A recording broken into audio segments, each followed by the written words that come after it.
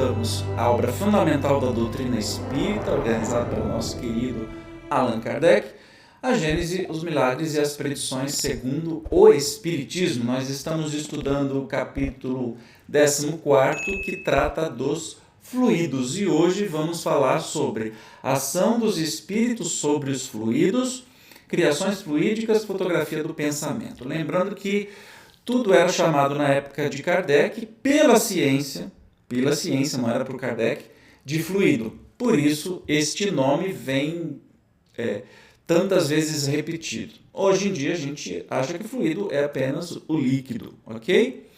Então, já falamos isso anterior, mas vamos sem demora para a leitura de hoje. Vai, Zezinho! Os fluidos espirituais, que constituem um dos estados do fluido cósmico universal, são, a bem dizer, a atmosfera dos seres espirituais, o elemento de onde eles tiram os materiais sobre que operam, o meio onde ocorrem os fenômenos especiais, perceptíveis à visão e à audição do espírito, mas que escapam aos sentidos carnais, impressionáveis somente à matéria tangível, o meio onde se forma a luz peculiar ao mundo espiritual, diferente, pela causa e pelos efeitos da luz ordinária.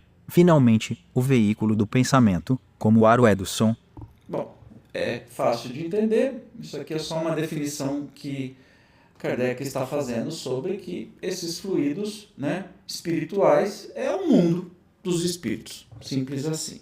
Os espíritos atuam sobre os fluidos espirituais, não manipulando-os como os homens manipulam os gases, mas empregando o pensamento e a vontade. Para os espíritos, o pensamento e a vontade são o que é a mão para o homem. Pelo pensamento, eles imprimem aqueles fluidos tal ou qual direção, os aglomeram, combinam ou dispersam, organizam com eles conjuntos que apresentam uma aparência, uma forma, uma coloração determinadas, mudam-lhes as propriedades. Como um químico muda a dos gases ou de outros corpos, combinando segundo certas leis. É a grande oficina ou laboratório da vida espiritual. Então, obviamente, os espíritos atuam nos fluidos espirituais e, dependendo do seu grau de evolução, você consegue manipular mais ou menos estes fluidos de acordo com o seu conhecimento. Equivale a dizer que nem aqui no planeta Terra, um químico consegue manipular os elementos químicos de uma maneira que quem nunca estudou química não tem ideia de como vai fazer. No mundo espiritual, a mesma coisa. Algumas vezes essas transformações resultam de uma intenção. Outras são produtos de um pensamento inconsciente. Basta que o espírito pense em uma coisa para que esta se produza, como basta que modele uma área para que esta repercuta na atmosfera. Você já pensou? Basta você pensar, porque o espírito trabalha pelo pensamento. Basta você pensar numa área para que esta área repercuta na atmosfera. Basta você pensar numa construção para que isso seja plasmado no mundo espiritual, de uma maneira que você possa entrar nessa construção, que você possa, curtir esse seu trabalho. O espírito trabalha não com os braços, e sim com o pensamento. É assim, por exemplo, que um espírito se faz visível a um encarnado que possui a vista psíquica, sob as aparências que tinha quando vivo na época em que o segundo o conheceu, embora haja ele tido, depois dessa época, muitas encarnações. Apresenta-se com o vestuário, os sinais exteriores, enfermidades, cicatrizes, membros amputados, etc. que tinha então. Um decapitado se apresentara sem a cabeça. Não quer isso dizer que haja conservado essas aparências, certo que não, porquanto, como espírito, ele não é coxo, nem maneta, nem zarolho, nem decapitado. O que se dá é que, retrocedendo seu pensamento à época em que tinha tais defeitos, seu perispírito lhes toma instantaneamente as aparências, que deixam de existir logo que o mesmo pensamento cessa de agir naquele sentido. Se, pois, de uma vez ele foi negro e branco de outra, apresentar-se como branco, ou negro, conforme a encarnação a que se refira a sua evocação e a que se transporte o seu pensamento. Por análogo efeito, o pensamento do espírito cria fluidicamente os objetos que ele esteja habituado a usar.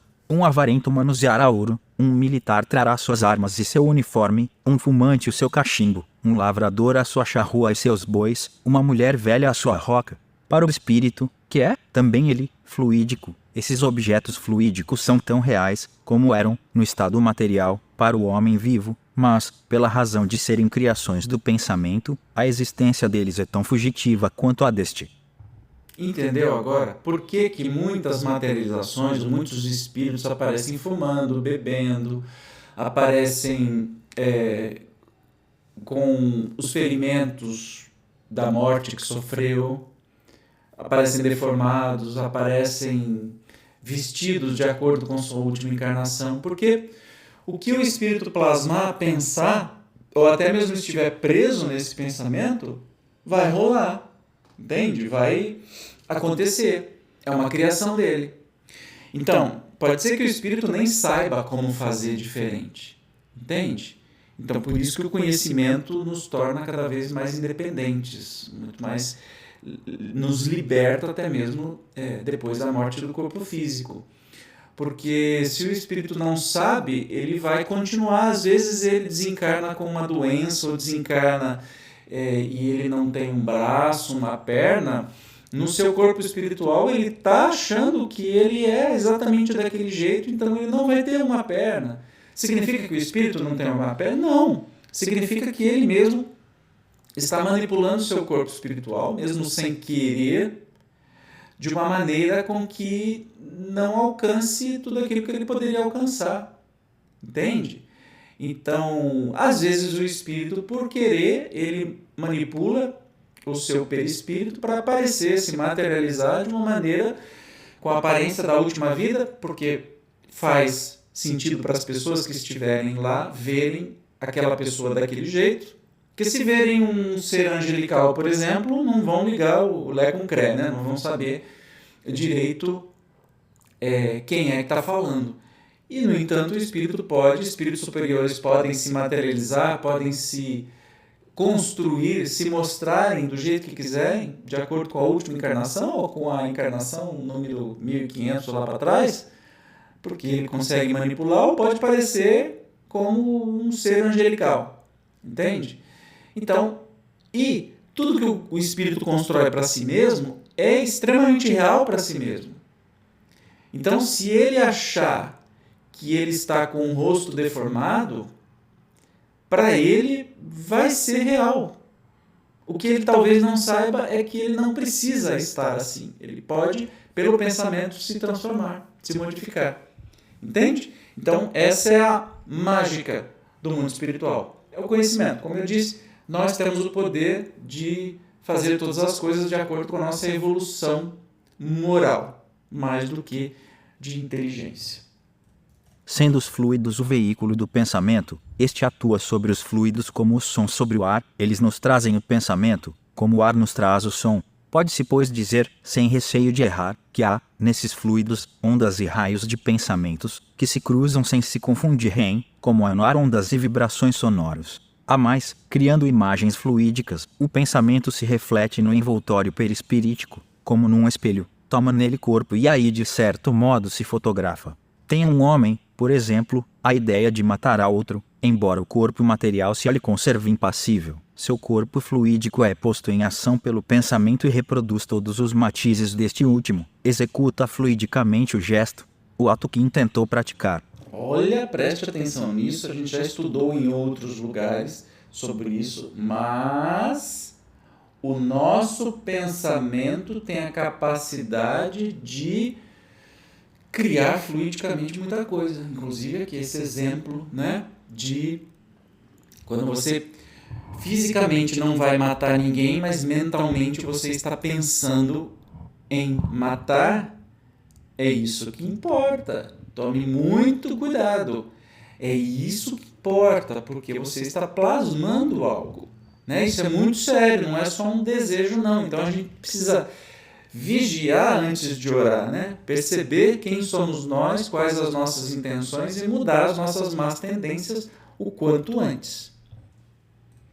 O pensamento cria a imagem da vítima e a cena inteira é pintada, como num quadro, tal qual se lhe desenrola no espírito.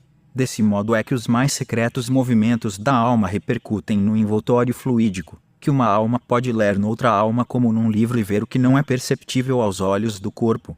Contudo, vendo a intenção, pode ela pressentir a execução do ato que lhe será a consequência, mas não pode determinar o instante em que o mesmo ato será executado, nem lhe assinalar os pormenores, nem, ainda, afirmar que ele se dê. porque circunstâncias ulteriores poderão modificar os planos assentados e mudar as disposições. Ele não pode ver o que ainda não esteja no pensamento do outro. O que vê é a preocupação habitual do indivíduo, seus desejos, seus projetos, seus desígnios bons ou maus. Eu costumo dizer assim, ó, aproveita enquanto a gente está na carne, porque você pode esconder alguma coisa de alguém. Não do mundo espiritual, não dos espíritos, mas das pessoas encarnadas.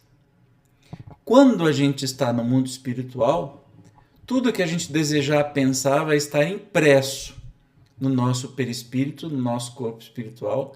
As nossas intenções serão declaradas para todo mundo. Não tem jeito de se esconder. Portanto, que tal irmos treinando agora? Como é que a gente se liberta disso?